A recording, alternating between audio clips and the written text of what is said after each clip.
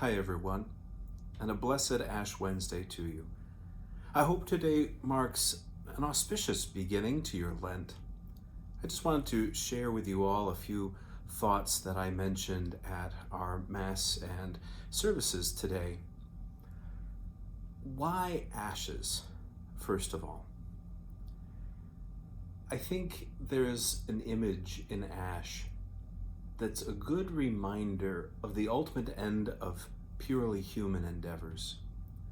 Whatever it is that we do completely under our own power, whatever it is that is produced out of a sole reliance on human ingenuity or human strength or human ability, whatever, its ultimate destiny is to end up as nothing but dust and ash.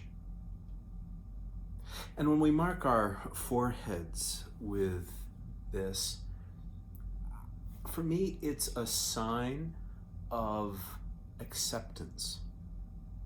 That I accept that on my own, I'm nothing but dust and ash.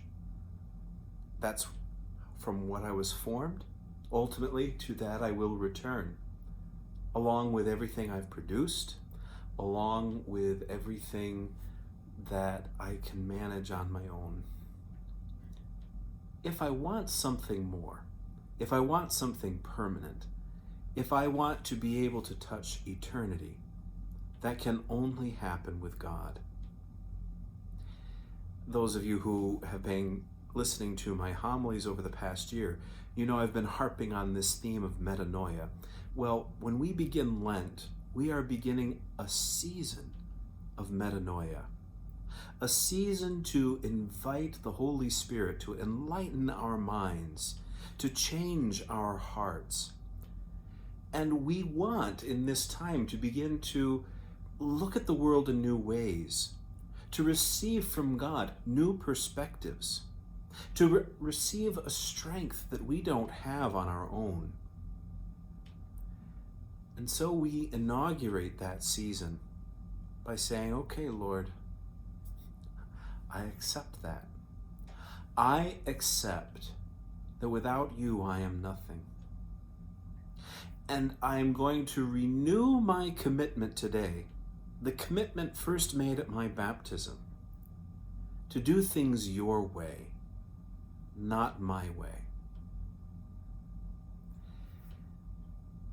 As we look back on this past year, I think that perhaps more than at any other point in recent history, perhaps even in living memory, we have had highlighted for us the ultimate futility of human power. There are problems we face as a species, as communities, as families, as individuals personally, that human power can't solve. There are just some problems that are well beyond the power of a government to solve. There are some crises that are beyond the ability just of scientists and physicians to solve by themselves. And all of the typical ways in which we tend to try to cling to a sense of security in this world, our money, our health, our connections, our network, have we not had highlighted and amplified for us over everything that has happened in this past year that these things are so fragile? These things are almost next to dust. And at the puff of a crisis, they can be scattered. No, we need something different. We need to be in a new way. And that's what Lent is all about. So I ask all of you who are watching this or who will watch it at some point, maybe in the future. Pray for me and know that I am praying for you. I'm praying for all of you who will watch this video, that you will really have that gift of metanoia, the opposite of paranoia, especially in this time of Lent, especially as we inaugurate Lent on this Ash Wednesday, but always. Pray.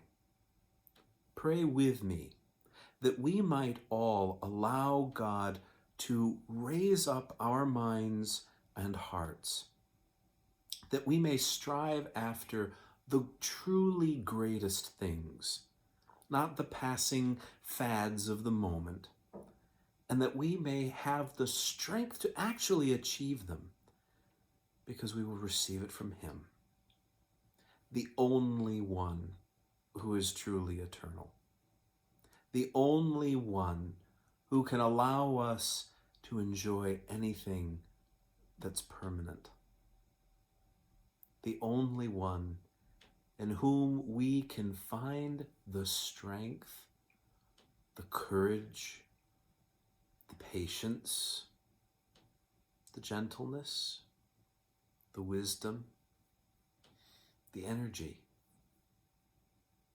to walk the right path to where we ultimately belong. Peace be to all of you and to all who love the Lord in simplicity of heart.